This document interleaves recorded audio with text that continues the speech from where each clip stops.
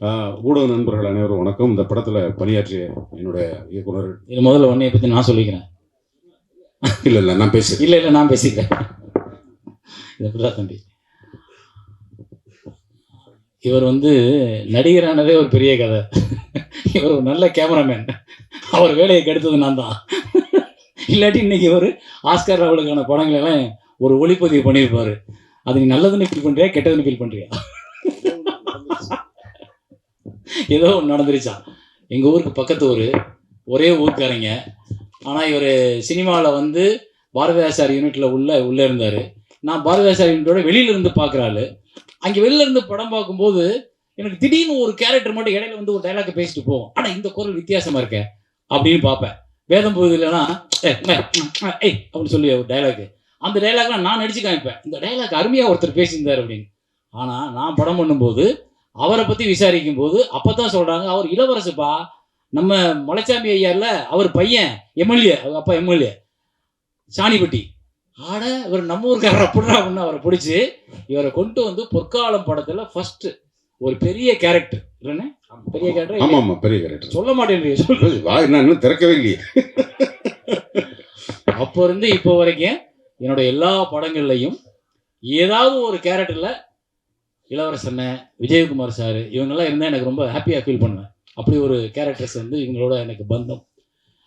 இவரோட என்ன பாரதி ஐயா, சச்சிதானந்த பாரதி, சச்சிதானந்த பாரதி, இவர் ஆட்டோகிராஃபில் ஒரு ஏஜ்டி கேரக்டர் பண்ணியிருப்போம்.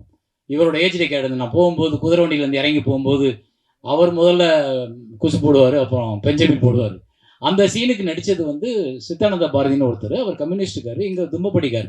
அவர் ஒரு இடத்துல பார்த்தேன், ஆனால் இவர் இளவரசனை மாதிரியே இருக்காருன்னு சொல்லிட்டு அவரோட தோற்றத்தை இவருக்கு கிளாஸ் ரூமில் காப்பி பண்ணி அந்த மீசையெல்லாம் கொஞ்சம் லெங்க்த் மீசை வச்சு அவரை நடிக்க வச்சுட்டு, அந்த ஏஜ்டி கேரக்டரில் ஒரிஜினலாகவே அவரை கூட நடிக்க வச்சுட்டு அவருக்கு இவரோட குரலை பதிவு பண்ணோம்.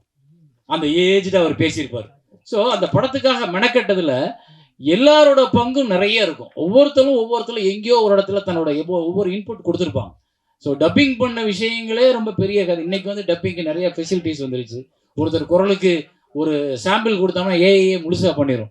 அன்னைக்கு நாங்கள்லாம் கோபிகா விடிய காலில் 4 மணிக்கு கூட்டு போய் டப்பிங் பண்ணியிருக்கேன். அந்த துயரம் தெரியணுன்றதுக்காக 4 மணிக்கு அந்த பொண்ணுக்கு ஃபோன் பண்ணி, பல்லு விளக்காத, வாய் தண்ணி குடிக்காத, அப்படியே கீழே வா, கார் ரெடியாக இருக்குன்னு சொல்லி அந்த பொண்ணை கீழே காரில் ஏற்றிட்டு போய் ட்ரினிட்டி எங்கள் ஸ்டுடியோவில் கொண்டு போய் செந்தில் நல்லா இருக்கியா அப்படின்னு கேட்குறதுக்கு கரகரப்பு வேணும், பிசுறு வேணும் அப்படின்னு. ஸோ அந்த மாதிரி இவரும் அந்த ஐயாவோட மூத்த ஏஜ்டு கேரக்டருக்கு பதிவு பண்ணும்போது அண்ணனோட ஒர்க்கு ரொம்ப அவ்வளோ அழகாக துல்லியமாக இருக்கும். அவர் மாதிரியே அந்த ஏஜ் முகத்துக்கு அதுக்கும் கொஞ்சம் கூட பிசுறு இருக்காது. நீங்கள் வணக்கம், எல்லாருக்கும் வணக்கம். பெரிய நீண்ட அறிமுகத்துக்கு பிறகு முரளியண்ணா, பரத்வாஜ் சார், சபேஷ் முரளி அண்ணான்னு சொல்லி படம் நாக்கு இப்போ தான் முதல் முறையாக முரளி அண்ணான்னு சொல்லுது. Sorry for it. உங்களோட பாசிட்டிவான ஒரு பிஹேவியர் சினிமாவில் எப்படிலாம் இருக்கணுன்றதுக்கு நீங்கள் தேவாண்ணன், சபேஷ் அண்ணன், முரளி அண்ணன் எல்லாரும் எங்களுக்கு பெரிய ஒரு இன்ஸ்பிரேஷன். நம்ம அதுக்கான மேடைகள் கிடைக்கல. இன்றைக்கி இந்த ஆட்டோகிராஃப் மேடையில் உங்களை பற்றி பேசுகிறத ஒரு கௌரவமாகவும் உங்களுக்கு கொடுக்குற மரியாதையாகவும் நினைக்கிறேன்னு. ரொம்ப நன்றிண்ணே. Bharadwaj sir, Vijay Milton cameraman, Maniraj, தம்பி அமீர், திருமதி ஸ்னேகா, எல்லாருக்கும் தம்பி ஜெயதீஷா, மோபதி, பாண்டியராசா ஐயா, ராமகிருஷ்ணன் ஐயா, எல்லாருக்கும் என்னுடைய வணக்கம். ஜெகன் ஐயா அப்புறம் கடைசியாக சொல்லிக்கிறேன். அவர் பல படங்களில் ஃப்ளாஷ்பேக்கில் வருவார். 21 வருஷம் அப்படிங்கிறது ரொம்ப கம்மியாக தெரியுது. இயக்குனர் நடிகர் அண்ணன் மனோபாலா எப்போது ஃபோனில் பேசிக்கிட்டு இருக்கும்போது சினிமா பற்றி பேசணும்னா, அவனாடா அவன் மவுண்ட் ரோடு மண் ரோடாக இருக்கும்போதே சினிமாவுக்கு வந்தவன்டா, எப்போ ஃப்ளாஷ்பேக் பேசினாலும் 30 வருஷத்துக்கு முன்னாடியே பேசுவான்டா, அவன்கிட்ட பழக்கம் வச்சுக்கிறாரு. இப்போ காலம் நம்மளை கூடாது எங்கே விட்டுச்சுன்னா ஆரம்பித்தா ஒரு 15 வருஷத்துக்கு பின்னாடி தான் பேச வேண்டியிருக்கு. அப்புறம் சொல்லுவார், ஏன்டா நம்ம ரொம்ப நாள் உயிரோடு இருக்கோமோ அப்படின்னு. அதெல்லாம் இப்போ எனக்கு இந்த படத்தை 21 வருஷம்னு ஞாபகம் வந்தது. இந்த படம் சின்னாலப்பட்டியில் தேவாங்கர் ஹைஸ்கூலில் தான் ஷூட்டிங் எனக்கு ஞாபகத்துறது. சாம்பசிவம்னு மேனேஜரு, நமஸ்காரம் சரவணன், 2 பேர் இத்தனாம் தேதி கிளம்பி வந்துருங்கன்னாங்க. இன்னைக்கு நைட்டு ட்ரெயின். காலையில் எனக்கு ராஜகமல் ப்ரொடக்ஷன்ஸ்லேருந்து சிவாஜின்னு சொல்லி சந்தான பாரு சார் பிரதர், டேய் நாளைக்கு ஒரு நாளைக்கு நீ அவைலபிள் இருக்கியாடா, ராஜகமல் ப்ரொடக்ஷனில் சண்டியர் படம் எடுக்கிறாங்கடா. விருமாண்டியோட ஒரிஜினல் பேர் சண்டியர். அதில் ஒரு போலீஸ்காரன் கேட்டா பெய்க்காமன்னு, ஒரு நாள் வந்துரு, நான் கமல்கிட்ட பேசிட்டு கமலோட ஓகேன்ட்டாரு, நீ வந்துருனாரு. சரின்னு ஃபோனை வச்சுட்டு டக்குன்னு மனசுக்குள்ள ஒரு பெரிய அச்சுறுத்தல் இருந்துச்சு. நீ போய் கமலஹாசன் படத்தில் கமலஹாசன் டைரக்ஷன் நடிக்கிறாளா, பேசாமல் வண்டியாடுறா, ஏதாவது போய் சொல்லிட்டு ஒன்றுமே கேட்கல. கொஞ்சம் கூட சபலம் இல்லாமல் சிவாஜிக்கு ஃபோன் பண்ணி, இல்லை சேரன் ஒத்துக்க மாட்டேன், மற்ற பேசவும் இல்லை, நமஸ்காரம் சரவண்ட கேட்கவும் இல்லை, சாம்பசிட்ட சொல்லவும் இல்லை, கன்ஃபார்ம் நம்மளால நடிக்க முடியாதுன்னு சொல்லி சத்தமெல்லாம் போயிட்டேன். முதல் நாள் போன அன்னைக்கு நான் வாத்தியார் வந்து கிளாஸில் அந்த பிள்ளையை அடிச்சுட்டு அது அதுக்கப்புறம் போய் அந்த பொண்ணுபடியை வந்து மலையில் நனையணும், தண்ணி நீட்டணும், அதை எடுக்கணும். அங்கே வந்து சைக்கிளில் வந்து எங்கள் ஊரில் எல்லாம் நானும் சில சேரன்னு நான் மேலூர் வடக்கு மேலூர் தெற்கு சைக்கிளில் இந்த உரப்பிடி சாக்கு இருக்கும், அதில் தான் பைக்கெடு செஞ்சு எல்லாரும் ஸ்கூலுக்கு வர்றது வழக்கம். தூக்கு சட்டின்னு தான் சொல்லுவோம், தூக்கு வாளின்னு சொல்ல தெரியாது. டிஃபன் கேரியர்லாம் சென்னைக்கு வந்து நாங்கள் சினிமாவில் சேர்ந்ததுக்கப்புறம் கற்றுக்கிட்ட வார்த்தை. தூக்கு வாளி, தூக்கு போனி, தூக்கு சட்டி எல்லாத்தையும் வரிசையாக நுப்பாட்டி எடுத்துக்கிட்டு இருக்காப்புல. அந்த கையில் அடிக்கிற மாதிரி மழை தண்ணி எடுத்துக்கு. சின்னாலப்பட்டி ஊரில் எப்போவுமே தண்ணி பஞ்சம் தலைவரிச்சாடுற ஊர். சாமசியம் யாரையோ பிச்சு எடுத்து ஒரு லாரி டேங்கர் கொண்டாந்து ஒரு டிராக்டரில் ஒன்றா கொடுத்தா ஒரு ஒன் மோர்னா ஒரு லாரி டேங்கரை தீர்ந்து போச்சு. என்னடா இது எடுத்துக்கிட்டே இருக்கு, அப்படியே திருப்பி இன்னொரு டேங்க் வருது. அப்போ உட்காந்து சைக்கிள் நிற்கும் போது எனக்கு வந்து கம்ப்ளீட்டாக எங்கள் ஊரில் நாங்கள் படித்த அந்த ஸ்கூலில் படித்ததெல்லாம் ஞாபகத்துக்கு வந்துட்டு இருக்கு. அன்னைக்கு வந்து நாங்கள் எங்கள் ஸ்கூலில் படிக்கிறப்போ ஒரு 7 பொம்பளை பிள்ளைகளும் ஒரு 13 பசங்க. இப்போ என் மக கல்யாணத்துக்காக பத்திரிக்கை கொடுக்குறக்காக அவங்க எல்லாத்தையும் தேடி பிடிச்சி ஒரு ஆட்டோகிராஃப் ஃபீல்டில் போகிறேன் நான். ஞாபகம் வருதுன்னு பூரா போனால் 7 பேரில் 6 பேர் இருக்காங்க, ஒரு ஆள் எங்கே இருக்குன்னு கண்டுபிடிக்க முடியல. அது என் நண்பர் ஒருத்தர் சொல்லி, இந்த மாதிரிடா பத்திரிக்கை கொடுக்கணும், அந்த பொண்ணுங்கள்லாம் எங்கே இருக்கு அப்படின்னு. அப்படியா நண்பா, சரிங்க ஐயா, நான் எப்படி கண்டுபிடிச்சிடுறேன் ஐயா அப்படின்ட்டு எல்லாரும் நம்பரையும் வாங்கிட்டு எனக்கு கொடுக்காம அவங்க எல்லாம் வெளியில் போயிட்டாங்கன்னு என்னை தவிர்க்கிறான். இப்போ என்னடா இது, இதுக்கு நடுவில் அந்த என் கூட கிளாஸ்மேட்டோட தம்பி வந்து, சார் நீங்கள் எங்கள் அக்காவோட கிளாஸ்மேட்டானா, நீ எந்த அக்கா, இந்த வா உங்களை தான் தேடுறேன், நேராக வீட்டுக்கு போயிட்டேன். போனால் இன்னைக்கு எந்த அளவுக்கு இன்றைய தலைமுறை மாறி இருக்கு, அந்த தலைமுறை பெண்கள் எப்படி இருக்காங்க. நான் போய் நின்னா டிக்குன்னு என்னை பார்த்து ஆட்டம். என் கூட படிச்சதை ஒன்றும் க்ரஷ் லவ் அதை ஒரு கழுதையும் கிடையாது. போய் போட்டு கொடுத்துருவாள் ஆஃபீஸர், வாத்தியார்கிட்ட வீட்டுக்கு போயிடும். அதனால அந்த சோழிலாம் கிடையாது. டிக்குன்னு கையெல்லாம் ஆடுது. என்னம்மா நல்லா இருக்கீங்களா, வாடா போடான்னு பேசிக்கிட்டு இருந்து நல்லா பேசணும்னு. இப்போ அது ஒரு கதை. ஏற்கனவே இந்த படத்தை பேசும்போது ஸ்னேகா அவங்க கேரக்டர்கிட்ட வந்து இவர் வந்து 4வது படிக்கும்போது இவ்வளோ லவ் பண்ணேன் அப்படிலாம் சொல்லும்போது, ஏன் ஸ்னேகா கேரக்டர் நான் 5வது படிக்கும்போது எனக்கு க்ரஷ்ன்னு ஆரம்பிக்கக்கூடாதுன்னு ஒரு கதை பேசணும். அதுன்னா அப்படியே இருக்குது பெண்கள் பாயிண்ட் ஆஃப் வியூவில். அதுக்காக ஏன் ஃப்ளாஷ்பேக்கை சொல்கிறேன். அதில் ஒருத்தனை போய் சந்திக்கும் போது அவன் எப்படின்னா, யானை எவ்வாறு இனப்பெருக்கம் செய்கிறது வாத்தியார் கேட்குறார். நாங்களாம் 6வதுல படிக்கும்போது, யானை மரத்தில் ஏறி முட்டையிட்டு அடைகாத்து குஞ்சு பொரிக்கும். ஐயா, யானை எவ்வாறு இனப்பெருக்கம் செய்யும்? யானை மரத்தில் ஏறி முட்டையிட்டு அடைகாத்து குஞ்சு பொரிக்கும். இப்போ அவன் பெரிய சோசியர். இப்படி இந்த படத்தை உட்காந்து ஷூட்டிங்கில் வேடிக்கை பார்க்கும்போது எனக்கு ஓடுனதும், இப்போ நான் போய் பார்த்துட்டு வந்துட்டு திருப்பி பார்த்தா இந்த படம் ரிலீஸ்னாங்க. இந்த படத்தை எடுத்து ரிலீஸுக்கு ரெடி ஆயிடுச்சு. படம் ஃபர்ஸ்ட் காப்பி ரெடி, வியாபாரம் ஆகலை. சேரன் ஹீரோ, படத்துக்கு ஓப்பன் வருமானு செண்பகமூர்த்தி, ரெட்ஜின் செண்பகமூர்த்தி, மவுண்ட் ரோட்ல உம்மிடியாசு பங்காட்டு பக்கத்தில் கமால்னு ஃபைனான்சியர், அவர் தான் அந்த படத்துக்கு ஆகுமா ஆகாதா தெரியல. அப்புறம் ஏதோ ஒரு முடிவு எடுத்து படத்தை சும்மா போட்டிருந்தா என்ன வரப்போகுது, இந்த 17 லட்சம் தானே ரிஸ்க் அப்படின்னா ரிலீஸ் பண்றாங்க. இந்த படம் ரிலீஸ் ஆகிற அன்னைக்கு நான் பொள்ளாச்சியில் விஸ்வத்துரட்சின்னு மம்முட்டி சார் நந்திதாதாஸ் நடிச்ச படம் ஷூட்டிங்ல இருக்கேன். காலையில் நான் கிளம்பி போறேன். பொள்ளாச்சியில் சாந்தி தேட்டர் நினைக்கிறேன். காலையில் போகும்போது நமக்கு ஒரு ஆர்வம் இருக்குல்ல, படத்துக்கு ஓப்பனிங் இருக்குமான்னு ஒரு ஆர்வத்தில் பார்க்குறோம். ஒரு 25 பேர் தான் நிற்கிறாங்க. எனக்கு பெரிய ஏமாற்றம். ஏன்னா இதுங்களுடைய பின்புலம் என்னன்னா, இவங்களோட சொத்துல ஏன் சொத்து வித்தாலும் வாங்கிக்கிற கடனை கட்ட முடியாது. இது எப்படா தேரும். சரி போயிட்டு எனக்கு திருப்பி எனக்கு 2 மணிக்கெல்லாம் 3 மணிக்கெல்லாம் முடிஞ்சிருச்சு. சரி சாயங்காலம் வந்துட்டு தேட்டர் முன்னாடி உட்காந்து பார்க்கலாம்னா 5:30 மணிக்கு தேட்டருக்குள்ள ஒரு கூட்டம் முடிச்சு. ஆச்சரியமா இருக்கு, இந்த படத்துக்கு தானா, இது ஒரு தேட்டர் தானே இருக்குன்னு.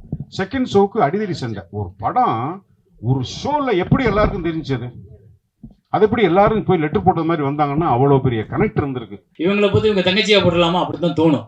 இது மகாநதியில் எனக்கு ஏற்பட்ட அனுபவம். மகாநதியில் நாங்கள் வந்து கமல் சார்ட்ட ஒர்க் பண்ணும்போது ஒரு கேரக்டருக்கு அப்படி தான் நாங்கள் தேடி நானும் சேகர் சார் அலைஞ்சோம். ஸோ அது எக்ஸ்பீரியன்ஸ் எங்களுக்கு என்னாச்சு, ஆட்டோகிராஃபில் வந்துச்சு. அப்புறம் தவமாய் தவமதில் 4 ஸ்டேஜ் பார்க்கணும்.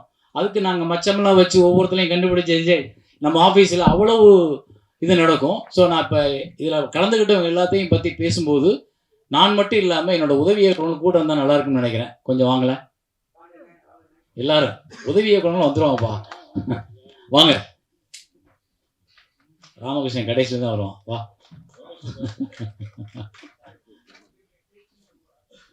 சும்மா அப்படியே கூட நில்லுங்க. தம்பி இங்கே வாங்க, தம்பி நீங்கள் 2 பேரும் நடுவில் வாங்க. இங்கே வா வாண்டிங்க வா இப்படி இங்கே வா இங்கே இவர் வந்து சின்ன வயசில் நடிச்சிருப்பாரு. அப்புறம் நான் ஃப்ளாஷ்பேக் முடிச்சு வரும்போது வளர்ந்து வரும்போது இவர் நடிச்சிருப்பாரு. ஸோ இந்த 2 உருவ ஒற்றுமை வந்து எங்களை கண்டுபிடிக்கிறதுக்கு ரொம்ப இதாச்சு. ஆனால் பெஞ்சமின் வந்து எங்களுக்கு முன்னாடி வெட்டி குடிக்கல நடித்ததுனால கொஞ்சம் ஈஸியாக கண்டுபிடிக்க முடிஞ்சிச்சு. ஸோ 2 பேருக்கு என்னோட மனப்பூர்வமான வாழ்த்துக்கள்.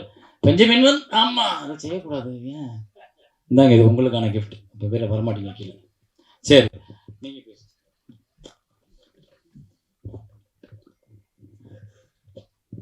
அனைவருக்கும் வணக்கம். இந்த படம் எடுக்கும்போது மிகப்பெரிய போராட்டம். அதாவது அவுட்டோர் போயிட்டுவோம். அன்னைக்கு அவுட்டோர் போய் ஷூட்டிங் எடுக்கலான்னு சொல்லிட்டு கேமரா வைப்பார் சார், டைரக்டர் சார். மழை வந்துடும். மத்தியானம் சாப்பிடுவோம். அப்புறம் மறுபடியும் மழை வந்துடும். அப்புறம் பேக்கப் பண்ணிவிடுவாங்க.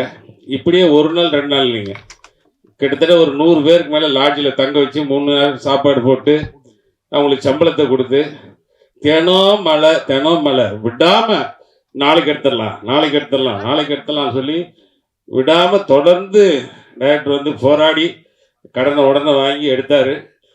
நாங்கள் சார் போயிட்டு கூட வரலாம் சார் அப்படின்னு சொல்லி நாங்கள் சொன்னோம். இல்லை படத்தை முடிக்காமல் நான் போக மாட்டேன், அது என்ன ஆனாலும் சரி இந்த படத்தை முடிக்காமல் போக மாட்டேன்னு சொல்லி அப்படி எடுத்தாங்க. ஒரு முறை இந்த கிளைமாக்ஸ் சீனு இதில் ராகவேந்திரா கல்யாண மண்டபத்தில் எடுத்துகிட்டு இருந்தாங்க. அப்போ எடுத்துகிட்டு இருக்கும்போது நாங்கள் அலெக்ஷன்னு எல்லாம் வெளியில் உட்காந்து பேசிகிட்டு இருந்தோம்.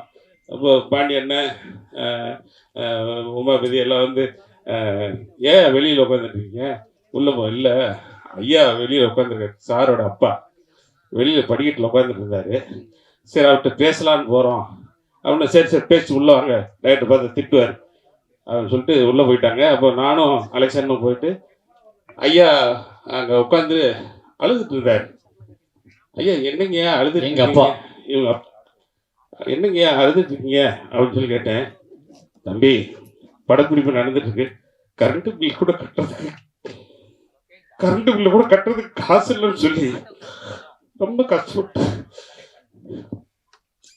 ஐயா அழுதுட்டாங்க. எங்களால் என்ன சொல்றதுன்னே தெரியல.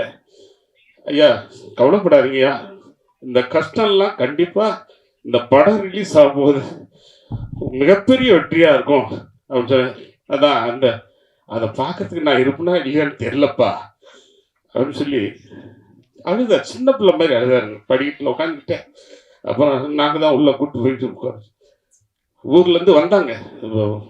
உடனே பணம் இல்லைன்னு சொன்னோன்னே அவர் காட்டுறாரு கையில் எல்லாம் 10 ரூபா 20 ரூபா நோட்டு.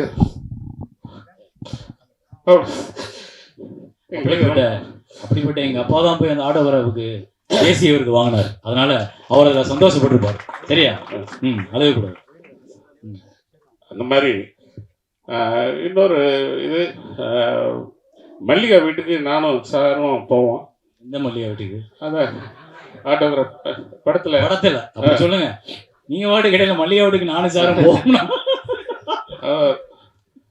அப்போ அந்த பசங்க குழந்தைங்க அதை பேசிட்டு இருப்பாங்க. அப்போ சார் வந்து சார்கிட்ட நான் சொன்னேன், டேய் என்ன பெருசாக ஃபீல் பண்ணிகிட்டு இருக்க, ஏற்கனவே சுரேஷ்னு ஒருத்தர் இருந்திருக்கேன். அழகாக மேட்ச் ஆச்சு. ஸோ அவரை கூப்பிட்டு நடிக்க வச்சேன். அவரும் சிறப்பாக, அவருக்கு சினிமா புதுசு, சினிமா கூட்டம் புதுசு, எல்லாருமே புதுசு. ஆனால் அந்த தம்பி வந்து நான் என்னெல்லாம் நான் எதிர்பார்க்குறேனோ அதுக்கு ஏற்ற மாதிரி திரும்ப திரும்ப கேட்டு நடித்து பார்த்து செஞ்சு இந்த பசங்க எல்லாருமே அவங்களுக்கு ட்ரைனிங் கொடுத்து, பாண்டியராஜெலாம் நிறையா பயமுறுத்திருக்கான் அவனை. நல்லா ட்ரைனிங் கொடுத்து அவனை நடிக்க வச்சு இன்றைக்கி அவர் சினிமாவுக்கு அவருக்கு சம்மந்தம் இல்லை, குடும்பத்தோட குழந்தைகளோட சந்தோஷமாக இருக்கார். ஆனால் அந்த சின்ன வயசு கதாபாத்திரம் எல்லாராலையும் பேசப்பட்டது. நிறைய பேர் கேட்டாங்க, சார் அது நீங்கள் தானா, இல்லை உங்கள் குரலா அது, இல்லை அவர் அப்படியே உங்களை மாதிரி இருக்கார். அப்போ அவ்வளோ தூரம் அந்த கேரக்டர் உண்மையாக ரொம்ப எனக்கு நெருக்கமாக இருந்ததுனால தான் எல்லாராலையும் ஏற்றுக்கொள்ளப்பட்டது. அப்போ அதுக்கு ஒரு நல்ல சினிமா அமைகிறதுக்கு இறைவன் எங்கேயோ ஒரு இடத்துல முடிச்சு எல்லாத்தையும் போட்டு வச்சுருவான். அப்போ இந்த சினிமாவில் நிறைய பேருக்கு அந்த முடிச்சு கிடந்தது.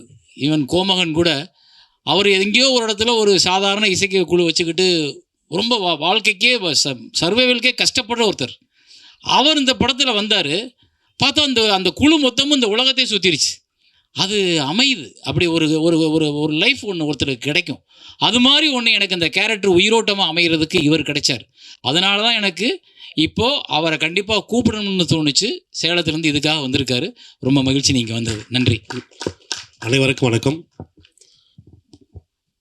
மேடையும் எனக்கு புதுசு தான். அன்றைக்கி நான் +1 படிச்சுட்டு இருந்தேன்.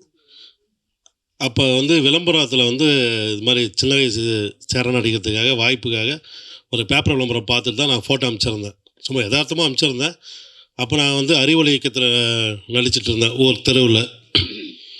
ஃபோட்டோ பார்த்துட்டு என்னை வர சொல்லி ஃபோன் பண்ணிட்டாங்க. லெட்டரும் வந்துடுச்சு. ஆனால் எங்கள் வீட்டில் அனுப்பலை. பயந்துட்டாங்க எல்லாருமே. அப்போ சாரே ஃபோன் பண்ணி எங்கள் வீட்டுக்கு ஃபோன் பண்ணி பேசினார். அப்போவும் நம்பிக்கை இல்லாமல் ஒரு அசிஸ்டன்ட் டைரக்டர் இங்கேருந்து சேலத்துலேருந்து வெங்கட்டன் வீட்டுக்கே இது மாதிரி பயப்பட வேண்டாம், நீங்கள் தைரியமாக அனுப்பிச்சி விடுங்க, நாங்கள் பார்த்துக்குறோங்க அப்படின்னு சொல்லி தான் அனுப்பிச்சி விட்டாங்க. எனக்கு எல்லாமே புதுசாக இருந்தது. ஆனால் என் கூட அப்பாவா எல்லாவும் என்னை கூப்பிட்டு போயிட்டு பத்திரமா கூப்பிட்டு எங்கள் வீட்டுக்கு சேர்த்துனார். அப்போ அங்கே நான் எதுவுமே தெரியாமல் போனப்போ இங்கேருந்து என் கூட ஒர்க் பண்ணவங்க எல்லாருமே எனக்கு சின்ன சின்ன விஷயத்தை கற்றுக் கொடுத்து, இந்த மாதிரி தம்பி பண்ணணும், இந்த மாதிரி பண்ணணும், அந்த மாதிரி பண்ணணும்னு சொல்லி அடி வாங்கி கூட நடிச்சிருக்குங்க. எனக்கு அழ தெரியாது. திடீர்னு அழுனா எனக்கு அழ தெரில. சார் திட்டியும் பார்த்துட்டாரு. இன்னைக்கு என்னடா பண்ணுவேன், என்ன பண்ண நீ அழுவா அப்படின்னு சொல்லி கேட்டார்.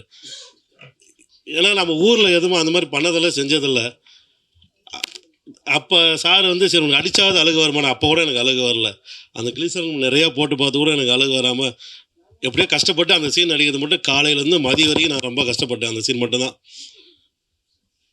அதனால் என்ன பேசுறதுன்னு தெரியும். ரொம்ப நன்றி. டிஸ்கஷன் டைமில் ரொம்ப சுதந்திரம் கொடுப்பாரு. நான் ரொம்ப ஆப்போசிட்டாக பேசும்போது கூட அதை கேட்டுக்குவார். அவர் கேட்டுக்குவார். இல்லை அப்படி கிடையாது. ஆர்குமெண்ட் நிறையா பண்ணுவேன். அதுக்கெல்லாம் அலோவ் பண்ணுவார். இவர்கிட்ட அசிஸ்டன்ட் டைரக்டராக சேர்றது பெரிய ஒருத்தன் டைரக்டராகவே ஆகிடுவான். அந்தமாரி அவ்வளோ கஷ்டம் கொடுப்பாரு அசிஸ்டன்ட் டைரக்டருக்கு. இப்போ நல்லா இனிமேல் எல்லோரும் பேசுவாங்க. ஒரு படம் வெற்றி அடைஞ்ச உடனே டைரக்டரை பற்றி சொல்லும்போது அவர் மாதிரி ஒரு டைரக்டரே கிடையாதுங்க அதான் சொல்லுவாங்க. அப்படிலாம் கிடையாது. ஆச்சுங்களா? நம்ம அக்கீல் அங்கே எவ்வளோ நாள் இருந்தார் தெரியுங்களா? இவர்கிட்ட அசிஸ்டன்ட் டைரக்டராக சேர்ந்தது ஒரு பெரிய இதுங்க. இந்த படத்தை பற்றி சொல்கிறத விட இது நல்லாயிருக்கும். நிறைய பேர் நின்றுட்டு இருப்பான் வேலைவாய்ப்பு அலுவலகத்தில் நிற்கிற மாரி. இதை மீறி நம்ம எப்படி உள்ளே போகிறதுனா அங்கே தாய்மானவர் இருப்பாப்புல. வந்தோடனே மேலே இருக்கிற மீசையை கீழே கடிச்சிட்டே பார்ப்பான். அப்படி பார்த்துட்டு யாருக்குமே வேலை கொடுக்கான்ற மாதிரி முடிவிலே உள்ளே போய்டுவான். அப்போ நான் இவர்கிட்ட சேர்கிறதுக்கு என்னோடய நண்பர் கிருஷ்ணா டாவின்சி குமுதத்தில் இருந்தார். அவர் தான் ஒரு லெட்டர் கொடுத்தாரு. நீ போய் சேரணும் பாரு அப்படி. நான் போய் இது மாதிரி சொன்னேன். சார் கிருஷ்ணா டாவின்சி லெட்டர் கொடுத்தேன் அப்படின்னு நடந்து போயிட்டே இருக்கார். 2 பாயிண்டில் கை விட்டு டேரக்டர் போயிட்டார். அவரை பார்த்தது எனக்கு பெரிய விஷயமா இருக்கு. நம்ப முடியல எனக்கு. இவரை பார்க்குறோம், இவர் நம்ம பேசுகிறோம் அப்படின்ட்டுலாம். அப்புறம் மேலே வர சொன்னார். மேலே வந்தோடனே என்னை சேர்த்துக்கிற ஐடியாலே இல்லைன்ற மாதிரியே பேசுகிறார் 1/2 மணி நேரம். யாரையுமே சேர்த்துக்கிற ஐடியா இல்லை. நான் படமே எடுக்கலை. சினிமாவில் இருக்கிறவனே எல்லாம் வெளியூருக்கு போகிறான், கிராமத்துக்கு போயிட்டு விவசாயம் ஆரம்பிக்கிறான். நானும் அப்படி தான் பண்ண போகிறேன். என்னடா இவர் விவசாயம் ஆரம்பிக்க போகிறாரா, என்ன சொல்கிறாரு அவருன்ற மாதிரி எனக்கு ரொம்ப ஆச்சரியமாச்சு. விரும்பி நம்ம வந்துருக்கு கடைசியில் நம்ம சரி விட்டு ட்ரை பண்ணுறது வேஸ்ட்டு போல் இருக்கு அப்படின்னு. அப்புறம் இவன் சீரியஸாக இருக்கிறானான்னு பார்த்து வெயிட் பண்ண வைப்பார். காலைல வந்தோன்னா நைட் வரைக்கும் அங்கேயே தான் உட்காந்துருந்தேன். அவர் ஒரு ஆளை விட்டு அனுப்புவார். அவன் எந்த சேரில் உட்காந்துருக்கான் அதே சேரில் தான் உட்காந்துருக்கான் சார். சின்சியராக தான் இருக்கிறான் அவன். கீழே இறங்கி வருவார். மோபதி சார் நம்ம பேரெல்லாம் சொல்கிறாரு, பரவாயில்ல, ஒரு 2 நிமிஷம் வந்துடுறேன்ட்டு போவார். சாயங்காலம் தான் வருவார். அது வரைக்கும் நான் அதே சேரில் தான் உட்காந்துருக்கணும். இது மாதிரியான பல டார்ச்சர்லாம் இருந்துச்சாங்க. அப்புறம் நான் உங்களை அசிஸ்டன்ட் ஒரு நண்பர் லெட்டர் கொடுத்தாருலாம் உங்களை அசிஸ்டண்ட்டை வேலைக்கு வச்சுக்க முடியாது. ஏன்னா ஒரு எம்எல்ஏ ஒரு எம்பி எல்லாருமே ஒரு லெட்டர் கொடுத்து அனுப்பிட்டே தான் இருக்கிறாங்க. எல்லாருமே வேலைக்கு வச்சுட்டு 100 பேர் இருப்பான் அந்த ஆஃபீஸில். 100 பேர் வேலை வச்சு சினிமாவில் என்ன வேலை செய்ய முடியும்? உங்களுக்கு என்ன தெரியுமோ அதை வச்சு தான் நான் வேலையே கொடுக்க முடியும். அப்பாடா ஆயிடுச்சு. சரி நீங்கள் தான் எழுதுங்க அப்படின்னாரு. அப்போ நான் ஒரு கதை ஒன்று எழுதி கொண்டு போய் கொடுத்தேன். அப்போ கதை எழுதி கொடுத்தோன்னே அந்த கதை பிடிச்சிடுச்சு சாருக்கு. ரொம்ப பிடிச்சிடுச்சு. படித்து முடிச்சுட்டு கீழே வந்தார். சாப்பிட்டீங்களாண்ணா? நான் சாப்பிடல சார்ண்ணே. அதே சேரில் உட்காந்துக்கிறேன்னு செக் பண்ணிட்டாரு. சாப்பிடுங்கண்ணா. நான் போய் சாப்பிட்டேன். அவர் கூட தான் சாப்பிட்டேன். அவர் கூட சாப்பிட்டோன்னே தெரிஞ்சிச்சு, சரி நீங்கள் சேர்ந்துட்டோம் போல இருக்குது சார்கிட்ட, சூப்பர் தான் அப்படின்னு நினச்சினேன். உங்களை வந்து இன்னொரு டெஸ்ட் இருக்குது. என்ன சார் இன்னொரு டெஸ்ட்டா? ஒரு கதை சொல்ல முடியுமா உங்களுக்கு? கதை சொல்கிறேன் சார், சொல்லுங்கன்னாரு. அப்போ நான் ஒரு கதை சொன்னேன். அலெக்சை தஸ்தோய் எழுதின ருஷ்ய இயல்புன்னு ஒரு கதை. அந்த கதையை சொன்ன உடனே டாக்டர் ரொம்ப டிஸ்டர்ப் ஆகிட்டார். அப்படியே அவர் கொஞ்ச நேரம் பேசலை. கதை முடிஞ்சோடனே அவரும் பேசலை, நானும் பேசலை. என்னடா இது, நம்மளை சேர்த்துக்க மாட்டா தெரியல, இது வேறு ரெண்டு இவ்வளோ நேரம் கேப் விட்றாருன்ற மாதிரிச்சு. அப்புறம் ஒரு வழியாக சேர்த்துக்கிட்டார். சரி உமாபதி நீங்கள் உள்ளே போங்க அப்படின்னு எனக்கு முத கை கொடுத்து வாங்க நண்பா அப்படின்னு சொன்னது பாண்டியன் தான். அவனை நான் பார்க்கும்போது கீழே போய் சைக்கிளை நிறுத்திட்டு பார்ப்பேன். பார்த்தா அங்கே ஒரு சின்ன ஒரு முற்றம் மாதிரி இருக்குது, அந்த ஒரு சின்ன ஒரு இது பால்கனி, அதில் நின்று இருப்பாப்புல. டாக்டர் உள்ளே தான் இருக்கார், வாங்கணும். தாய்மனை கீழே முறைப்போம். என்னடா இதுன்ட்டு நான் பாண்டியன் அன்றைக்கி அண்ணாந்து பார்த்தேன். இன்றைக்கி நான் அண்ணாந்து பார்க்குற மாதிரி தான் இருக்கிறான். டைரக்டரோட நிறைய வாக்குவாதம், சண்டை சச்சரவு, நடுவில் அவர்கிட்ட சண்டை போடலாம் வெளியே வந்துடுவோம். அவர்கிட்ட சண்டை போடாமல் யாருமே இருக்க முடியாது, அதுதான் உண்மை. அவரும் யார்கிட்டையும் சண்டை போடாமல் இருக்க மாட்டார். ஆனால் அதெல்லாம் அந்த நேரத்தில் மறந்துட்டு மற்றபடி எல்லாரோடும் சகஜமாக இருப்பார், ரொம்ப அன்பாக இருப்பார். நம்ம நம்பிக்கிட்டே இருக்கணும். நம்பிக்கை தானே வாழ்க்கை. நான் முக்கியமாக டைரக்டர்கிட்ட ரொம்ப வியக்கிறது, ரொம்ப ஆச்சரியப்படுறது என்னன்னு பார்த்தீங்கன்னா, அவரோட office Sivasailam street number 9A Sivasailam ஸ்ட்ரீட்லேருந்து இந்த பாலம் ஏறி இறங்கி ஒரு 1/2 கிலோமீட்டர் போய் ரைட்டு திரும்பினாலே கங்கா நகரில் அவரோட வீடு. அதுக்கே 45 நாள் போக மாட்டார். அங்கேயே பெட்டி படுகை எல்லாமே அங்கே வச்சுட்டு எழுதிட்டே இருப்பார். ராத்திரி பகல் எழுதிட்டே இருப்பார். அந்த ரூம்லேயே இருப்பார். ரொம்ப ஆச்சரியமாக இருக்குது. நினச்சே போயிடலாம், வீடு பக்கத்தில் தான். ஆனால் இவரை பார்க்குறது அவங்க வீட்டிலேருந்து எல்லோரும் இங்கே வந்துட்டு போவாங்க. இவரை பார்க்குறது எல்லோரும் இங்கே வந்துட்டு போவாங்க. இவர் வீட்டுக்கு போக மாட்டார். என்னென்னா அந்த அது எழுதி முடிக்கிற வரைக்கும் அப்படியே ஒரு மாதிரி இருப்பார். ரொம்ப ஆச்சரியமாக இருக்கும். நம்ம வந்து ஒரு டைரக்டர் ஆகணுன்னா, நம்ம எழுதணுன்னா இவ்வளோ கஷ்டப்படணுமான்ற மாதிரி பண்ணி விட்ருவார். அதாவது ஒருத்தன் ஈஸியாக செஞ்சான்னா நம்ம கூட செஞ்சிடலாம்ப்பான்னு ஒரு நம்பிக்கை வரும்ல, அதை காலி பண்ணிவிடுவாப்பில். சினிமாவில் நடிக்கும்போது இப்படி கிடையாது.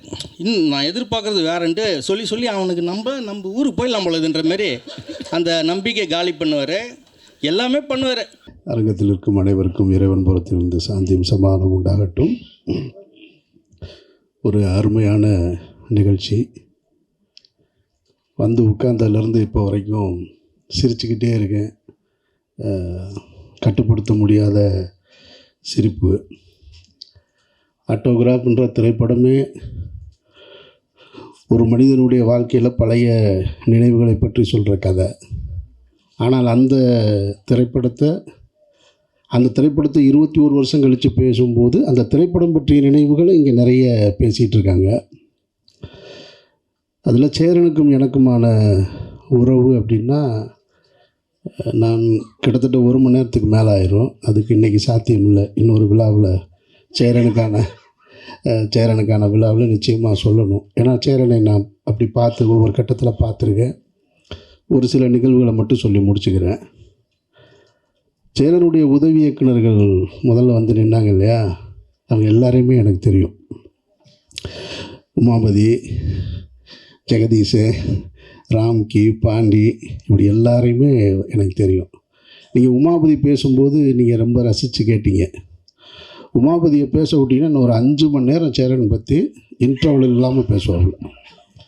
நான் அவ்வளோ கேட்டிருக்கேன். நான் சங்க எலெக்ஷன் டைமில் அவ்வளவு கான்ஃபிடண்ட்டாக, ரொம்ப ஸ்ட்ராங்காக, ஆனால் எதுவுமே பொய் இருக்காது. உள்ளே இருக்கிறத அப்படியே பேசுகிற ஒரு ஆள்.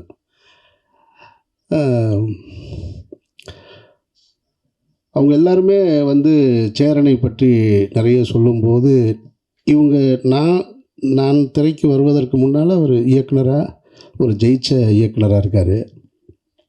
அதில் குறிப்பாக இந்த படம் ஆட்டோகிராஃப் அவர் எடுத்துகிட்டு இருக்கும்போது நான் ராம் ஷூட் பண்ணிக்கிட்டு இருக்கேன் கொடைக்கானலில். அப்போ இடையில் ஒரு முறை வரும்போது ஆட்டோகிராஃபுடைய ஃபங்க்ஷன் நடக்குது. தேவி தேட்டர்னு நினைக்கிறேன். தேவி தேட்டரா? சத்யம் தேட்டரில் நடக்குது. அப்போது அந்த மேடையில் இசை வெளியீட்டு விழாவில் அன்றைக்கி இருந்த பத்திரிகையாளர்களுக்கு உங்களுக்கு தெரியும்னு நினைக்கிறேன். நான் ஆட்டோகிராஃப்னு சொல்லிட்டேன். நான் அவர் மேடையில் சேரன் பேசுனது தான் ஆட்டோகிராஃப்னு சொல்லி கையெழுத்து போட்டேன். ஆனால் இந்த ஃபைனான்ஸ் சீட்டை எத்தனை கையெழுத்து போட்டேன்னு எனக்கு தெரியலை அப்படின்னு சொல்லி மேடையில் கண் கலங்குறாரு சேரன். அப்போது சேரன் எனக்கு முன்னாடி எனக்கு தெரியும், ஆனால் பழக்கம் இல்லை. நெருக்கமாக இல்லை. அப்போ சேரன் வெளியில் வந்த உடனே நான் நின்றுட்டுருக்கேன். சேரன்கிட்ட கேட்குறேன், நானே கடை வாங்கி படம் எடுத்துகிட்ருக்கேன்.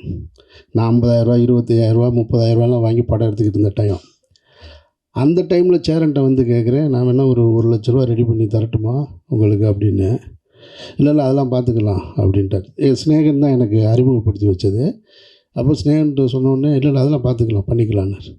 அதுக்கப்புறம் சேரனை நான் பார்த்தது ஆட்டோகிராஃபுடைய வெற்றிக்கு பின்னாடி அலுவலகத்தில் அதை சந்தித்தேன்.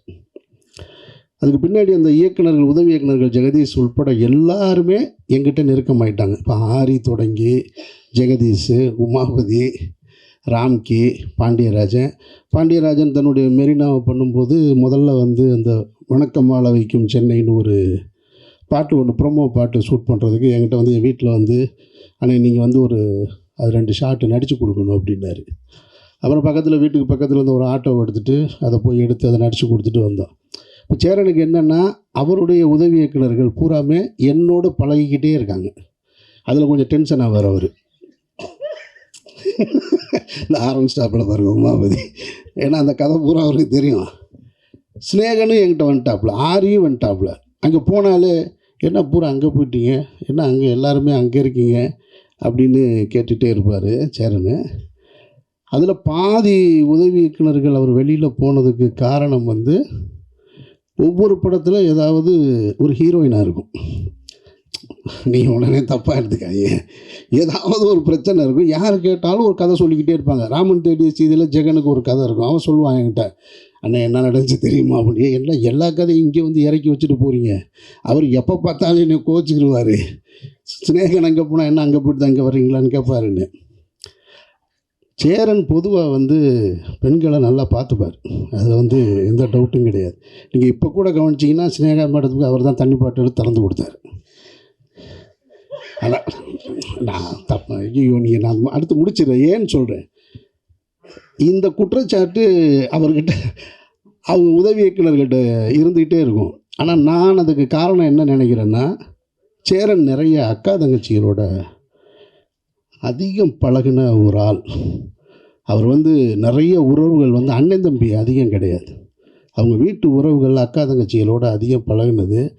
அந்த உணர்வு எப்பயுமே சேரன்கிட்ட இருந்துக்கிட்டே இருக்கும். அது நான் சேரனோட பழகும்போது தான் என்னால் அதை புரிஞ்சுக்க முடிஞ்சது. அப்போ இவங்க எல்லாருமே வேற ஒன்று நினச்சிட்டாங்க அப்படின்னு. அதனால் ரொம்ப உன்னிப்பாக கவனித்து பார்த்துட்ருப்பார். அதுதான் சேரனுடைய மனநிலை. அதுக்கப்புறம் சேரனை பற்றி இந்த ஆட்டோகிராஃபு அதான் சொல்லலாம், எங்கே தொடங்கி எங்கே போகிறதுனே தெரியல, அவ்வளவு இருக்குது எனக்கும் சேரனுக்குமான உறவு. இந்த படம் பற்றின நினைவுகள் முடிச்சிடுறேன் நான், ஏன்னா எனக்கு ஒன்றும் புரியலை. எதையாவது ஒன்று சொல்லிடுவோமோன்னு ஒரு பதட்டமாக வேறு இருக்கு.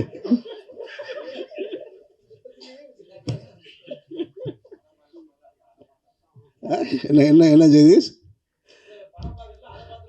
படம் ரொம்ப ஒரு சேரன் வந்து தமிழ் சினிமாவில் ஒரு சாதித்த கலைஞன், தவிர்க்க முடியாத கலைஞன், மக்கள் கலைஞன், ஒரு மகத்தான கலைஞன். என்னை பொறுத்த மட்டும் நான் வந்து அந்த கிரெடிட்டை வந்து சேரனுக்கு எப்போவுமே கொடுப்பேன்.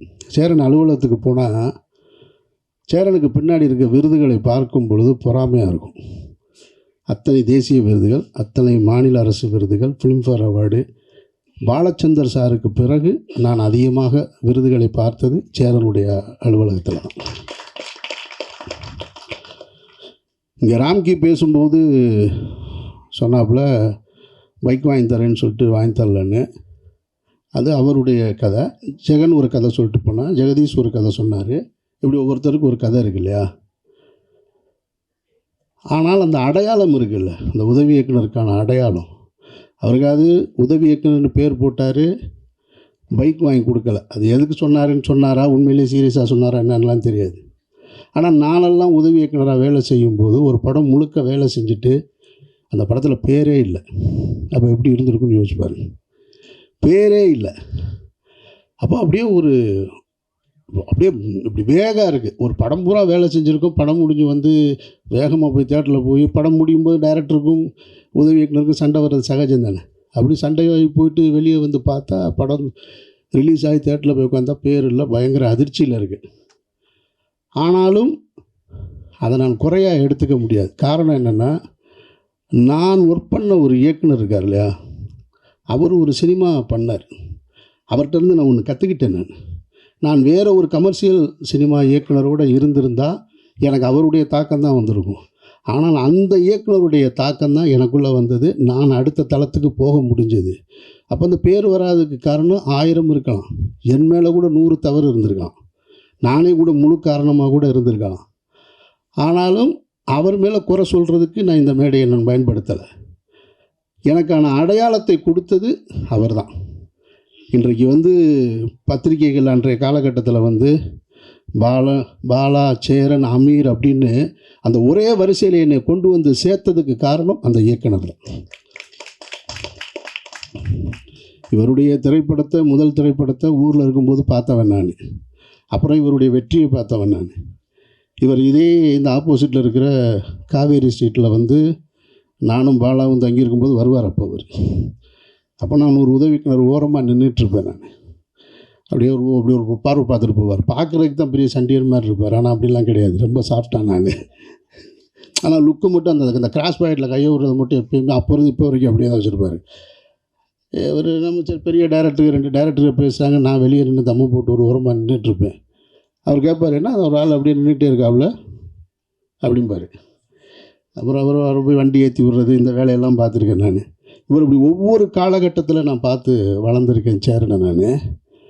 அப்போ இவங்களோட சேர்த்து இன்றைக்கி நிப்பாட்டுற இடம் இருக்கு இல்லையா, அதுக்கு காரணம் நம்ம வேலை செஞ்ச இயக்குனர்கள் தான். அதனால் அங்கே என்ன குறை இருந்தாலும் அது ஒரு தகப்பன் தன்னுடைய பிள்ளையை தேர்த்துவதற்காக செய்கிற முயற்சியாக தான் நான் பார்க்குறேன். அப்படித்தான் நானும் பார்க்குறேன். அப்படித்தான் அவருடைய உதவி இயக்குனர்களும் பார்த்துருப்பாங்கன்னு நினைக்கிறேன்.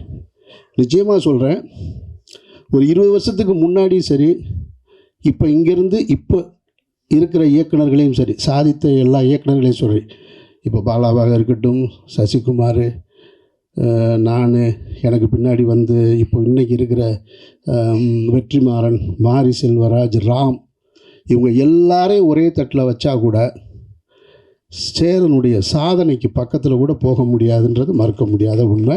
இதில் மற்ற டைரக்டர்கள் தப்பாக எடுத்துக்க மாட்டாங்கன்ற நம்பிக்கையில் நான் அந்த உரிமையோடு சொல்கிறேன். படைப்புகளில் வீரியமாக இவரை விட அடுத்து வீரியமாக படம் பண்ணியிருக்கலாம்.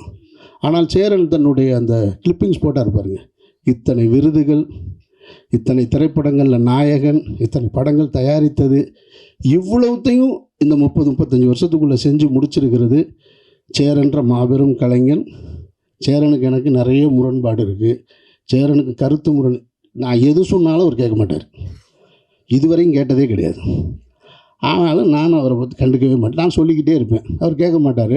அப்புறம் கூப்பிடுவார், சரி வர்றேங்க அப்படின்னு கேட்குறது மாதிரி சொல்லுவார். அப்படியா, அது பண்ணிக்கலாம், நான் யோசிக்கிறேனே காலையிலம்பார். அவர் என்ன முதல்ல சொன்னாரோ அதுதான் செய்வார். நான் அதை பற்றி கவலைப்படுறதே இல்லை. நானும் அவரோடு உறவை அப்படியே தான் வச்சுருக்கேன். நான் அந்த கலைஞன் இன்னும் பல சாதனைகள் பெறணும் அப்படின்றது தான் என்னுடைய ஆசை. சேரன் வெற்றி அடைஞ்சால் நான் சினிமாவில் இன்னொரு இயக்குனருடைய வெற்றி அடையணும்னு, பணத்தாலையும் புகழாலையும் வெற்றி அடையணும்னு எப்பயுமே யோசிச்சுட்ருக்க ஒரே இயக்குனர் சேரன் மட்டும்தான். சேரன் எப்பயுமே ஜெயிக்கணும்னு நான் நினச்சிக்கிட்டே இருப்பேன். நான் அவர் எனக்கு என்ன செய்கிறாருன்றதெல்லாம் முக்கியம். அவர் எனக்கு இப்போ அவங்க அசிஸ்டன்ட் சொல்கிற மாதிரி சொல்லணும்னா கிண்டலுக்கு சொல்கிறாரு, அவர் எந்த நல்லது நமக்கு செய்ய மாட்டார் அப்படின்னு சொல்லலாம். அவர்கிட்ட ஒரு அன்பு இருக்குது. அது எல்லாத்தையும் மறந்துடுவார். எல்லாத்தையும் மறந்துட்டு எவ்வளோ பெரிய சண்டை போட்டோம், எவ்வளவு இது பண்ணோன்றதெல்லாம் மறந்துட்டு ஒன்றுமே நடக்காத போல் கூப்பிடுவார். எங்கே இருக்கீங்க, வாங்க போகலாம் அப்படின்னு கேட்பார். அதனால தான் உமாபதி சொன்னது, உண்மையிலே அன்பாக இருக்காரா இல்லையா, நம்ம அன்புன்னு நம்பிக்கிற வேண்டியதுதான் நம்ம அப்படின்னு. ஆனால் ஒரு குழந்தை மாதிரி சேரன் நீங்கள் அவர் அண்ணன் சொன்னால் கோவம் வந்துடும் அவருக்கு. அதில் ரொம்ப முக்கியமானது. அதுக்காக நம்ம போனோடனே நம்மளை அண்ணன் பாரு, வாங்கண்ணே அப்படிம்பாரு. சரிண்ணே நல்லா என்ன ஒன்று என்னையை பார்த்து அண்ணன்றீங்க அப்படிம்பாரு. அவர் இன்னமும் இளமையாக தன்னை மனசுக்குள்ளே வச்சுக்கிடுவார். அதுக்கான வேலைகள் செஞ்சுட்டே இருப்பார் அவர். வேறு என்ன சொல்கிறதுங்க உங்களை பற்றி, இந்த படத்தை பற்றி என்ன சொல்கிறது. இப்படி ஒரு படம் யாரும் எடுக்க முடியாது.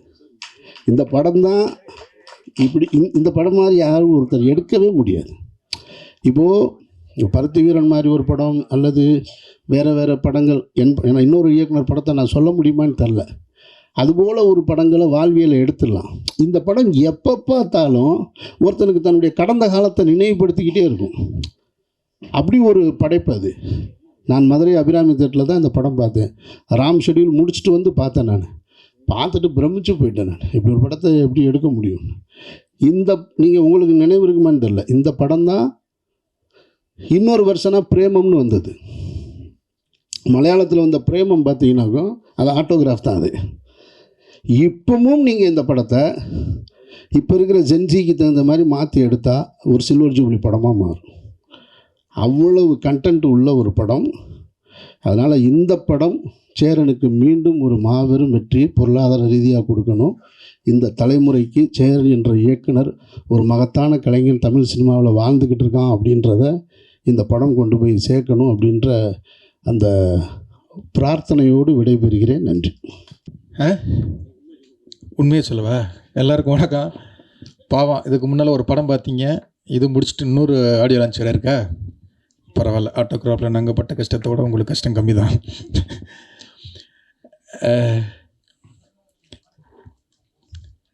தெரில, இன்றைக்கி இந்த ஃபங்க்ஷன் உள்ளுக்க வந்ததுலேருந்து, அதான் பிளாக் பாண்டியை பார்த்ததுலேருந்து நிறைய ஞாபகங்களை வந்து அதில் ஒரு பாட்டு இருக்கும்ல, அந்த மாதிரி நிறைய ஞாபகங்களை அவங்க ஸ்னேகா மேம் உள்ளுக்க வருதாக இருக்கட்டும், ஒவ்வொரு ஆளுக்குமே எங்கள் டேரக்டரை பார்க்கும்போது அவ்வளவு ஞாபகங்களை வந்து இந்த படம் அவ்வளவு கிளறி விடுது. பேசணும் இன்னொன்று எங்களை பற்றியும் டேரக்டரை பற்றியும் பேசணும்னா அது ரொம்ப பேசிக்கிட்டே இருக்கணும். அதனால் ரொம்ப பேச முடியாது. இது ஒரு தனி ஷோவாகவே பண்ணலாம், அவ்வளோ பெரிய இது. ஏன்னா எனக்கு வந்து அப்போ வந்து சாருக்கு ஆஃபீஸ் கிடையாது, அவர் வீட்டுக்கு தான் போவேன். எல்லோரும் அங்கே வீட்டில் தான் சாப்பிடுவோம். அப்போ ஒரு நாள் வந்து இந்த ஆட்டோகிராஃப் அவர் சொன்ன ஃபாரஸ்ட் டாம் காங்ஸ் நடித்த ஃபாரஸ்ட் கம்ப் அப்படின்னு ஒரு படம் பார்த்தார். இந்த மாதிரி ஒரு படம் பண்ணணும் அப்படின்னாரு. இதுக்கும் சம்மந்தம் கிடையாது. ஆனால் ஒரே வாரத்தில் வந்து அந்த ஆட்டோகிராஃப் மாதிரி ஒரு கதை சொன்னார். அந்த முதல் நாள் அந்த கதை சொன்ன நாள் வந்து ஞாபகம் இருக்குது. அதுக்குள்ளே அப்புறம் வந்து அந்த மல்லிகாவை நடித்த அந்த பொண்ணு காலச்சுவடல் வந்து அசிஸ்டண்ட் தாய்மானவன் தான் அந்த பொண்ணை பார்த்துட்டு, சார் இந்த பொண்ணு மலையாளத்தில் நடிச்சிருக்காங்க பாருங்கள் அப்படின்னு சொன்னது முதற்கொண்டு. அடுத்து கோபியா வந்து டெஸ்ட் அவுட் எடுக்கிறோம். அந்த பொண்ணு அவ்வளவு அந்த கதைக்கு அவ்வளவு அழகாக இருக்குது. ஃபோட்டோஸை பார்க்குறோம், சூப்பருங்கிறோம். 2 நாள் சென்று இந்த பொண்ணு வேண்டாங்கிறாரு. அதுக்கு 2 அசிஸ்டண்ட் எதிர்ப்பு தெரிவிக்கும். 2-3 பேர் சார் கூட ராஜசேகர்னு சொல்லி அவருடைய ஃப்ரெண்டு ஒருத்தர் இருக்கார். சார் என்ன சொல்கிறாரோ அவருடைய நிழலாக இருப்பார். ஆமாம் அந்த பொண்ணு வேண்டாம் அப்படிம்பார். இந்த பொண்ணு நல்லா இருக்குது அப்படின்னு, ஆமாம் நல்லா இருக்குது அப்படிம்பார். ஏன்னா அந்த கேரளா கேரக்டருக்கு வந்து அது அவ்வளவு அழகாக இருக்குது, அவ்வளவு ரசித்து எடுத்துகிட்டு 2 நாளில் வேண்டான்னு சொல்கிறாரு அப்படின்னு நான் சண்டை போடுறேன். நீ வேலையை விட்டு போ அப்படின்ட்டார். ஓகே நான் போகிறேன்னு சொல்லிட்டு போயிட்டேன். அப்போ போகும்போது ஒரு டைலாக் போடுவார் எப்போவுமே, நீ என்னை அண்ணனாக நினைக்கிறதா இருந்தால் ஒர்க் பண்ணு, டைரக்டராக நினைக்கிறதா இருந்தால் ஓடிப்போ அப்படிம்பாரு. நான் போயிட்டு 2 தெரு சுற்றிட்டு அப்புறம் திருப்பி வந்துடுவேன். ஏன்னா இப்போ ஆஃபீஸில் வந்து நான் தான் தங்கியிருக்கேன். சொன்னால வீட்டுக்கே போக மாட்டாருண்ணா, அவருக்கு துணைக்கு நான் தான். அவர் சாப்பிடும்போது நான் சாப்பிடணும், யாராவது திட்டுனா ஆமாம் சார் சொல்லணும், எல்லாத்துக்கும் நான். ஆனால் எனக்கு ஒரு பெரிய ஒரு எக்ஸ்பீரியன்ஸ் அது அந்த இது வந்து. ஏன்னா அவருடைய கோபம், வருத்தம், சந்தோஷம், துக்கம் எல்லாத்தையுமே வந்து ஜெகனண்ணன் வந்து அதே மாதிரி அதிகமாக திட்டு நான் தான் வாங்கியிருக்கேன். அதிகம் ஜெகனண்ணனுக்கு அடுத்து நான் சொல்லலாம். ஏன்னா ஜெகனண்ணனுடைய ஜேர்னி பெரிய ஜேர்னி, எனக்கும் டைரக்டருக்குமான ஜேர்னி. அது ஒரு பெரிய கதை. நாங்கள் மாதிரி சண்டை போட்டிருக்க முடியாது யாருமே. எந்த இயக்குனரும் ஒரு உதவி இயக்குனரும் நாங்கள் அடிச்சுக்கிட்டது மாதிரி போட்டிருக்க முடியாது. அன்றைக்கி கோவம் வந்துச்சு. கோவம் வந்து நான் புறப்பட்டு, ஏன்னா அந்த படத்தில் ஒரு 2-3 இடத்துல சண்டை போட்டு 2-3 தடவை கோச்சிட்டு போவேன். அப்புறம் இதே டைலாக்காக போடுவார், அண்ணனா இரு இல்லைன்னா போகும்பார். அப்புறம் திருப்பி வருவேன். அப்புறம் திருப்பி ஸ்னேகா மேம் உள்ளுக்க வர்றாங்க. அவங்கள எப்படி கொண்டு வரோம் அப்படின்னா, இதுக்குள்ளே எல்லாருமே புதுசாக இருக்காங்க, ஒரு மார்க்கெட்டுக்கு ஒன்று என்ன பண்ணலாம் அப்படின்னு பேசுகிறோம். அப்போ வந்து சண்முகராஜுங்கிறவர் தான் ஐடியா கொடுக்குறாரு. ஆட்டோகிராஃப்னு டைட்டில் வைக்கிறோம். ரெனால்ட்ஸ் பெண்ணுக்கிட்ட வந்து நம்ம வந்து இது வாங்கினா ஸ்னேகா மேம்க்கு அந்த சம்பளத்தை கொடுக்கலாம். ஏன்னா அன்றைக்கி சம்பளம் வந்து ஒவ்வொரு ஆளுக்கும் கொடுக்குறது அவ்வளோ கஷ்டம். பயங்கரமான ஒரு கஷ்டத்துக்குள்ள வந்து அப்படி ஒரு படம் எடுக்கிறார், இந்த படத்தை எடுக்கிறார். ஏன்னா இந்த கதையை வந்து ராமகிருஷ்ணன் சொன்னது மாதிரி விஜய் சாருக்கு போச்சு, பிரபுதேவா சாருக்கு போச்சு, அரவிந்த் சாமி சார் வச்சு பேசினார். அப்புறம் ஸ்ரீகாந்த் அப்போ ரோஜா கூட்டம்னு ஒரு படம் வருது, அடுத்து அதை வச்சு பண்ணலாம் அப்படின்ட்டு யார்கிட்டே இந்த கதையை எடுத்துக்கிட்டு போயிட்டே இருக்கார். அது அவர் விருப்பப்படவே இல்லை. இந்த படத்தை வந்து அவர் ஆட்டோகிராஃபில் அவர் நடிக்கணும் அப்படின்னா ஆட்டோகிராஃப் அவர் எடுத்துக்கிட்டு நடிகரா, அதுதான் உண்மை. ஏன்னா அவர் எல்லார்ட்டையும் சொல்ல போனார் அந்த கதையை. அவர் நடிக்க போகிறேன் அப்படின்னு சொல்லும்போது அதுக்கும் இந்த சேகர் சார் அப்புறம் நீங்கள் நடிக்காமல் வேறு யார் நடிக்கிறது அப்படின்ட்டாரு. நானும் சிம்புதவனும் ஐயோ யார் சார் பார்க்குறது அப்படின்ட்டோம். அதுக்கும் முறைக்கிறார் என்னைய. ஃபஸ்ட்டு வந்து அவரை நடிக்கவே கூடாதுன்னு எதிர்ப்பு தெரிச்சது நானும் சிம்புதவன் மட்டும்தான். வேறு எல்லாருமே வந்து ஓகேன்ட்டாங்க. அப்புறம் ராமகிருஷ்ணா அவன் லைட்டாக அங்கிட்டும் வருவான் நல்லா இருக்குது அப்படின்பா. அப்புறம் சூப்பராக இருக்கும், அப்புறம் யாருமே நடிக்கலாம், அப்புறம் நம்ம நடிச்சிட வேண்டியதுதான் அப்படின்னா. அதில் வேற எங்கள் மேலே கோபம். படம் ஓடினதுக்கு அப்புறம் எங்களை பார்க்குறாரு, நீ தானடா நடிக்க வேண்டாம்னு சொன்னவன் அப்படின்னு சொல்லி. அந்த மாதிரி ஒவ்வொரு எக்ஸ்பீரியன்ஸுமே வந்து செம்மையாக இருக்கும். அப்புறம் ஸ்னேகா மேம் வந்தாங்க. ஸ்னேகா மேமுக்கும் எனக்கும் அவங்க டிரைவர் மூலமாக இது சொல்லணுமே, உங்களுக்கு ஞாபகம் இல்லைல்ல, அதுதான் ஞாபகப்படுத்துகிறோம். பயங்கரமாக நான் ஆட்டோகிராஃபை விட்டு வெளில போனதுக்கு ஸ்னேகா மேம் தான் காரணம். போய் மறுநாளே தங்கர்பச்சன் சார்கிட்ட போயிட்டேன். அங்கே தென்றல்னு ஒரு ஷூட்டிங் நடந்துகிட்டு இருந்தது. அவர் என்னென்னா சண்டைனா அவங்க காரணம் கிடையாது, அவங்க டிரைவர் வந்து ஒரு நடுவில் ஒரு வேலை பார்த்துட்டாப்புல. அப்புறம் வந்து நான் ஆர்ட் டிபார்ட்மெண்ட்டு பார்த்துக்கிறேன். எங்கள் டேரக்டர் பயங்கர கஷ்டப்பட்டு எடுத்துக்கிட்டு இருக்காரு. அதனால என்ன பண்ணுவேன், சிலிண்டர் வேணும், பாத்திரங்கள் வேணும், என்ன வேணும்னாலும் வீட்டில் கிடக்கிறது பரணியில் அவங்க வீட்டில் அள்ளி வச்சுருப்பாங்களே அக்கா ராணி அக்கா வச்சுருக்கலாம், எடுத்து வந்து அதை ரெடி பண்ணி அவ்வளோ கஷ்டப்பட்டு அந்த ஆர்ட் டிபார்ட்மெண்ட்டுக்கு ரெடி பண்ணிக்கிட்டு இருப்போம். ஆர்ட் டேரக்டரோட சண்டை வரும், ஆர்ட் டேரக்டர் கோச்சிட்டு போயிட்டாருன்னா அந்த வேலையை நான் தான் பார்க்கணும். மணிரா சார் இடையில அவரை கோச்சிட்டு போயிட்டாரு, அந்த இடத்துல நான் பார்க்கணும். எல்லாமே நானே பார்த்துக்கிட்டு இருக்கேன். என்னையே போய் உங்கள் ஸ்னேகாவுக்கு அசிங்கப்பட்டுட்டாரே அப்படின்னு சொல்லிட்டு நான் பேக்கை தூக்கிட்டு போயிட்டேன். நீ போய் என்ன பண்ணுற, உன்னை பார்த்தா ஸ்னேகா மேம்க்கு வந்து கோபம் வரும், மூஞ்சி ஒரு மாதிரி ரியாக்ஷன்லாம் மாறும், அது என் படத்துக்கு பாதிக்கும், நீ போய் ஆஃபீஸில் இருறா அப்படின்ட்டார். எனக்கு பயங்கரது, இந்த படத்துக்கு நான் இவ்வளவு கஷ்டப்பட்டு நான் இருக்கக்கூடாது, அந்த படத்துல இனிமேல் இருக்கவே மாட்டேன் அப்படின்னு சொல்லிட்டு நான் பேக்கை தூக்கிட்டு போயிட்டேன். திருப்பி வந்தால் அவர் டைலாக் போடுவார், அண்ணன் இருந்தால் அண்ணன் நினச்சா நீங்கள் இரு, டேரக்டர் நினச்சா போடாண்டுவார். நான் அதுக்குள்ளே போயிடுறேன், நான் டேரக்டரை தான் நினச்சி உங்களை அப்படின்னு சொல்லிட்டு போயிட்டேன். ஆனால் உண்மையில் இந்த படத்தில் மிஸ் அந்த படத்தில் ஒர்க் பண்ணாலும் இந்த படத்தை நான் ரொம்ப மிஸ் பண்ணேன். ஏன்னா ஒவ்வொரு சீனும் அப்போ அந்த படத்தில் ஒர்க் பண்ணிக்கிட்டு இருக்கும்போது ஒரு ப்ரொடியூசர் இந்த படம் ரிலீஸ் ஆகும்போது அவர் படங்கள்லாம் வாங்கி ரிலீஸ் பண்ணுவார். ஆட்டோகிராஃப் நீ ஒர்க் பண்ணிடலாமா, எப்படி வருது அப்படின்னாரு. சார் இந்த படம் கன்ஃபார்மாக ஓடும் சார், சூப்பர் ஹிட் ஆகும் சார், இந்த படத்தை வாங்க அப்படின்னா. அவர் சொன்னார், ஏமா சேர மூஞ்சி இல்லாமல் ஆடியன்ஸாக வந்து பார்ப்பாங்க, தேட்டருக்கு வருவாங்க அப்படின்னு சொன்னார். அப்புறம் அதே ப்ரொடியூசர் தான் வந்து இந்த படத்தை வந்து ஒரே செக்கு ஒரு பெரிய அமௌண்ட்டு கொடுத்து சேட்டலைட் வாங்கிட்டு போனார். உங்களுக்கு யாருன்னு தெரியும்னு நினைக்கிறேன். அவர் நான் அவ்வளவு சொன்னேன், அவ்வளவு அசிங்கங்கள், அவ்வளவு கஷ்டங்கள், அவ்வளவு வருத்தங்கள் பட்டாலும் ஒரு படம் நேர்மையாக உண்மையாக இருந்தால் அது ஜெயிக்க முடியும் அப்படிங்கிறது தான் ஆட்டோகிராஃப் இன்றைக்கி எல்லாருமே சேர்ந்ததுக்கு வந்து. ஏன்னா அன்றைக்கி எங்கள் டேரக்டர் பட்ட கஷ்டம்தான் இன்றைக்கும் நாலாம் தயாரிப்பாளராகிறதுக்கு ஒரு மெரினாங்கிற ஒரு படம் எடுக்கிறதுக்கெலாம் ஒரு பெரிய உதவியாக இருந்தது. நீங்கள் இப்போ என் அசிஸ்டண்ட்டை நான் என்னை அங்கே உட்கார வச்சுட்டு இங்கே பேச வச்சா என்னை கிளின்னு கிளிப்பாங்க. ஏன்னா ஒரு டைரக்டருக்கும் ஒரு அசிஸ்டண்ட்டுக்குமான ஒரு உறவு அதுதான். ஏன்னா நான் டைரக்டராக ஆகும்போது தான் டைரக்டராக இருக்கிறது அதோடைய வேல்யூ எவ்வளோ பெரிய கஷ்டம், அது எவ்வளோ பெரிய டென்ஷனை கொடுக்கும், அது எவ்வளோ பெரிய பொறுப்பில் இருக்கும், நம்மளை நம்பி போடுற ப்ரொடியூசருக்காக நம்ம எவ்வளோ ப்ரெஷரில் இருப்போம் அப்படிங்கிறத நான் டைரக்டர் ஆகும்போது தான், அவர் திட்டி வருத்தப்பட்டு இதனதெல்லாம் நான் டைரக்டர் ஆகும்போது தான் அடடா நம்ம டைரக்டர் எவ்வளோ திட்டி இருக்கும் அப்படின்னு வருத்தப்பட்ட நாட்கள் நிறைய நாட்கள் சார். இன்றைக்கி என் அசிஸ்டண்ட்டுகள் என்னை திட்டிக்கிட்டு இருப்பாங்க, அவங்களும் கண்டிப்பாக டைரக்டர் ஆகும்போது அது நம்மளுடைய அந்த இது புரியும். நான் உண்மையிலே உங்கள்கிட்ட நிறைய கற்றுக்கிட்டேன், நிறைய இன்றைக்கும் உங்களுடைய பாதிப்பு எனக்கு நிறைய இருக்கும். ஆஃபீஸ் போடுறது கூட ராமகிருஷ்ணன் ஜெகன்லாம் சொல்லுவார், டேய் ஆஃபீஸோட அவர் மாதிரியாடா போடணும், உட்காரது கூட நான் அவர் மாதிரி தான் உட்காருவேன், அதை நக்கல் பண்ணிக்கிட்டே இருப்பான் ராமகிருஷ்ணன். வந்து உமாபதி சொல்லுவான், டேய் நண்பா நீ அவர் ரொம்ப பாதிக்கப்பட்டிருக்கடா அப்படின்பாரு. அந்த பாதிப்பு இல்லாமல் படம் எடுக்க முடியாது.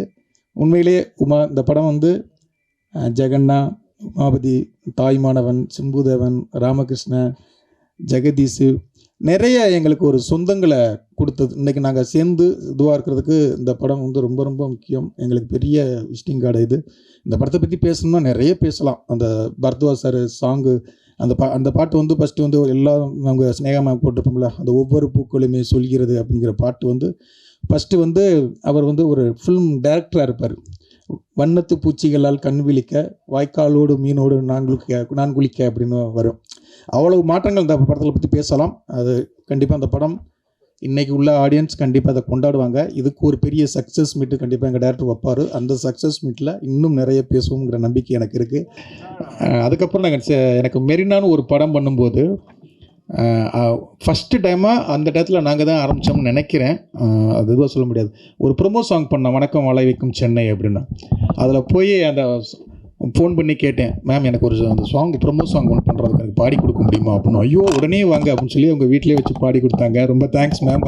அதை கொண்டாந்து கோர்க்கணும்னு நினச்சி அதை மறந்துட்டேன். அதே மாதிரி அமீரனுக்கும் நன்றி, அன்றைக்கி பாடி கொடுத்தீங்க. ரொம்ப தேங்க்யூ, நன்றி. எனக்கு ஒரு மீட்டிங் இருக்குது, நான் புறப்படுறேன். தேங்க்யூ.